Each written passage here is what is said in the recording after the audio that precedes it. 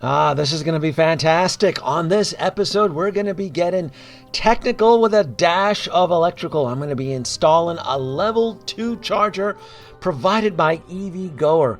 Hello, folks, DanobyEV on this specific episode. But before we get all sassy, I guess I should explain. I've been busy.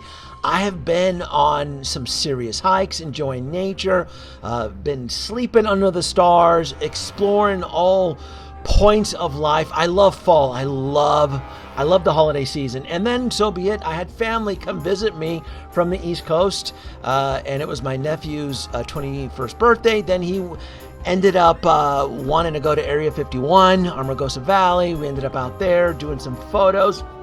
Turns out Armagosa Valley is next to the big dunes. And, with me and sand, folks, once that sand starts flowing, I start searching for the spice. And yes, I did experience a little bit of an epiphany out there.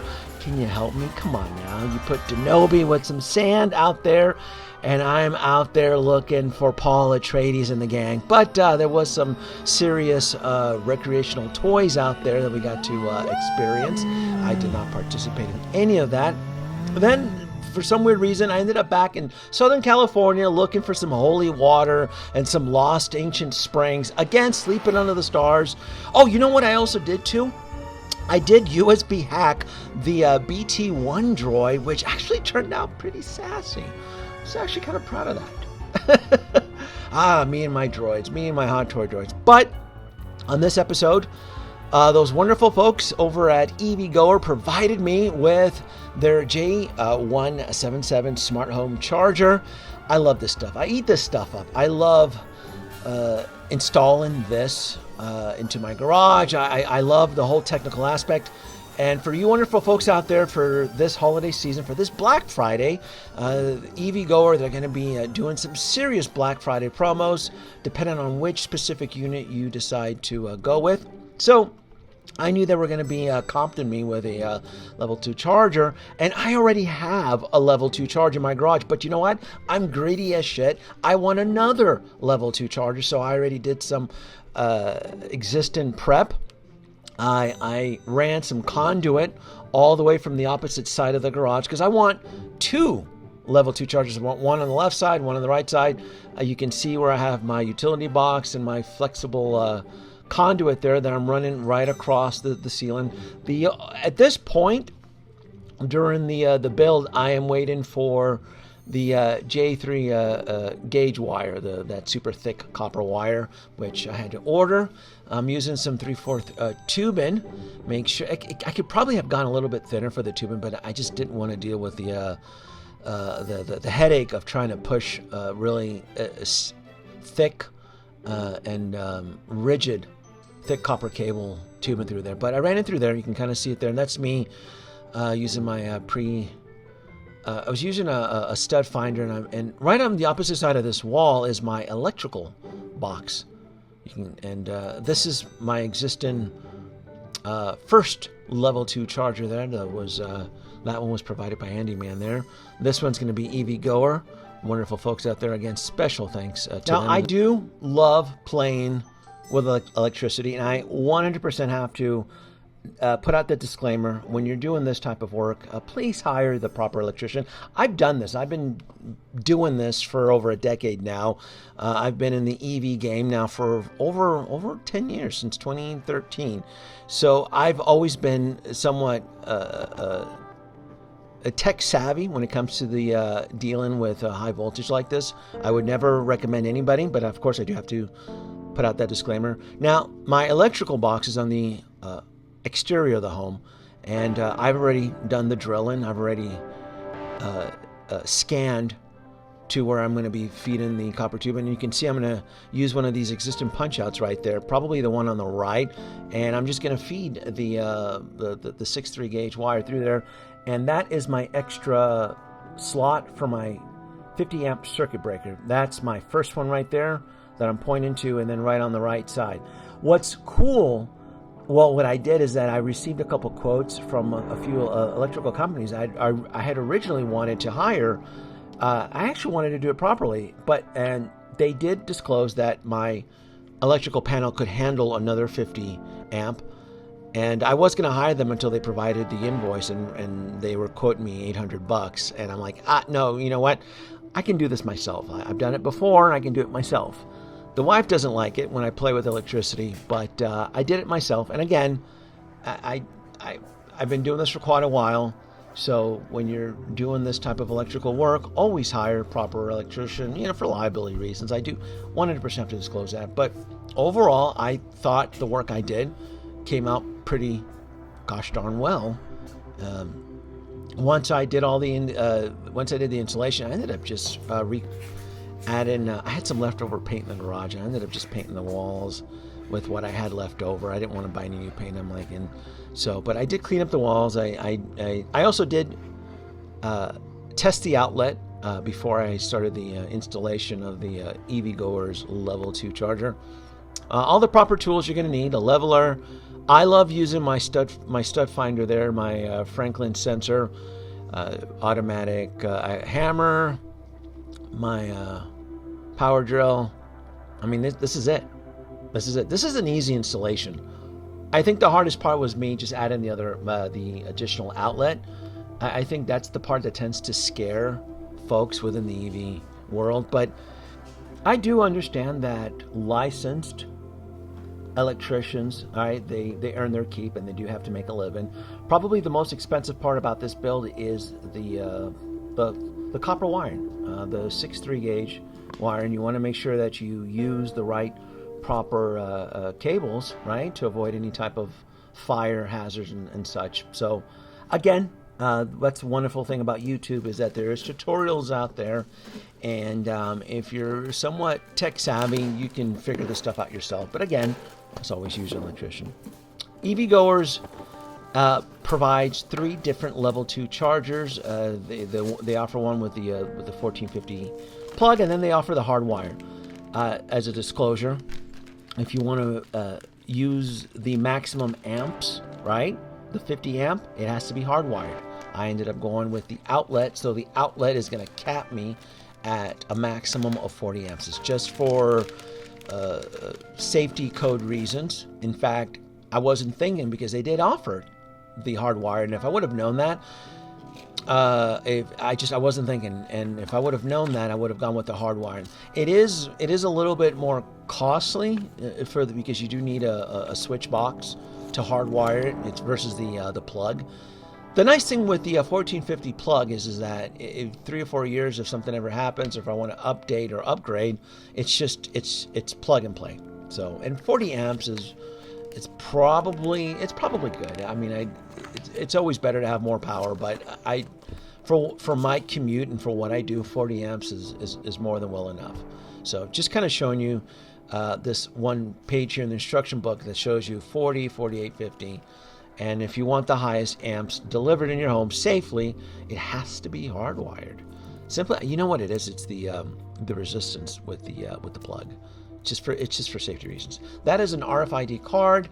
These units always come locked, meaning that once you plug it in and you want to activate the unit, you do have to tap that RFID card. And they do include the mounting screws there, the drywall brackets, which I never use these.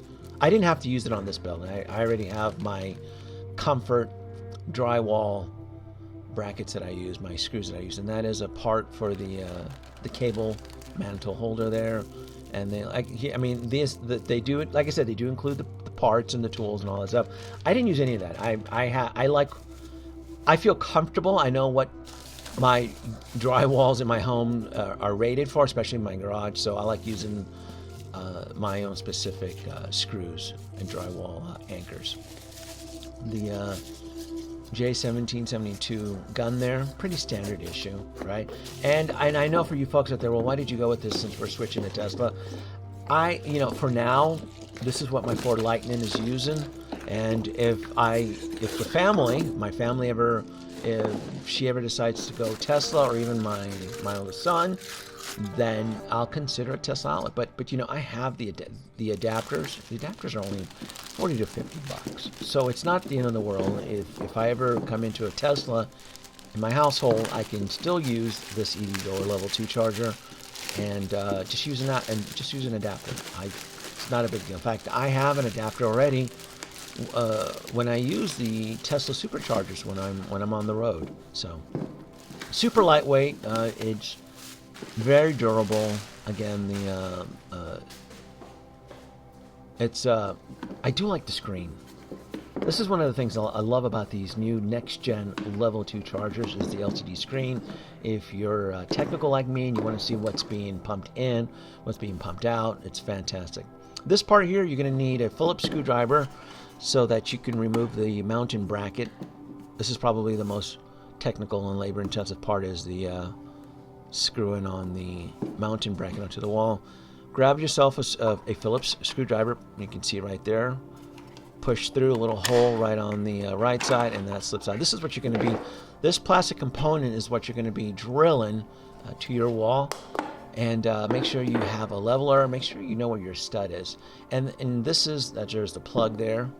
There's the 1450 plug. And I did make an error here. You can see where the plug, where the ground is up. I'm going to flip this over. So I did pause the filming on here, and I just went in and I just turned it all around. And this is something, because I'm already familiar on doing this type of work. It took me maybe 20 minutes. If you were to have hired an electrician and it turns out that you needed the ground up versus down, you're probably going to have to ask that specific gentleman to come in and turn the outlet around. For me, it was no biggie. I know what I'm kind of doing. And now I'm just kind of measuring,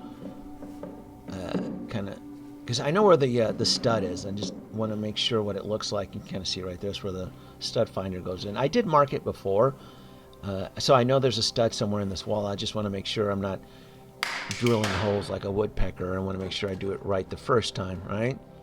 What is it? Measure twice, cut once type deal. It's the rule. So power drill. I am using 50-pound anchors for the drywall. I'm using 4 of them, so it's more than enough to handle this specific unit. And the unit doesn't weigh that much, but sometimes you may want to, when you're unplugging your EV, wrapping the cord on top of the actual unit does add weight. So it's just better to make sure that it's anchored. And even though I'm going to be using this is the wand plug-in, right? That's where you would slip in the J1772 wand in there, right, to make it look pretty. I didn't use it last time. I always think it's not needed, but for this build, because of where it's located on the opposite side of the garage, and just to minimize any damage or just any wear and tear, I ended up adding it in. Now what I'm doing here is I'm grabbing the RFID card and I'm holding it on there, or I think it should be up higher. And you want to hold it for about 10 to 15 seconds. I think it's higher, or did do it when you hear the beep. Yeah. And it deactivates the security feature, meaning that anybody can come in and just plug and play or plug and charge. That way I don't need the card, but I'm still going to keep the card nearby just in case if there's ever a power outage or something and the unit resets. It's good to have the RFID card nearby. And then last but not least is plug in the Evgoer to my Ford Lightning and then measure that everything's okay, and everything is coming in good. Charging voltage right there, 242 volts. The amperage 39, and the kilowatts just it should be around 11. It should be around 11 kilowatts. And the reason why it's probably I'm sorry, it is showing. That's right. I'm doing it backwards. If the kilowatts on the level 2 charger are showing close to 10, then you're really going to be getting it around between 8.5 and 9 on the vehicle. That's only because a lot of the energy, well, a small portion of it is actually lost in heat and during the resistance. It's normal. The app, very easy to use. It's in real-time sync. You can kind of see on there the kilowatts, the amperage, everything is perfectly in sync. You can control it. You can the app is what you're going to be using if you want to schedule it. Here in Las Vegas, we do have time of use, so it's super duper cheap for me to plug it in after midnight. That's when I get the best rates. It's about like 9 cents a kilowatt if I plug it in after midnight, and then during like the day, it's like 13 or 14 cents. So it's always going to be a lot cheaper to use the time of use and to schedule it. Overall, it's a beautiful unit. Super happy. Special thanks to Evgoer. And if you folks want your own, a link is in the description. They are doing some killer Black Friday deals right now. And if you folks out there, if somebody out there is going to get rewarded too with any type of EV vehicle or for Lightning, this is definitely the better way to go, unless the manufacturers providing their own level 2 chargers. Like, subscribe, leave your comments below, and thanks for watching.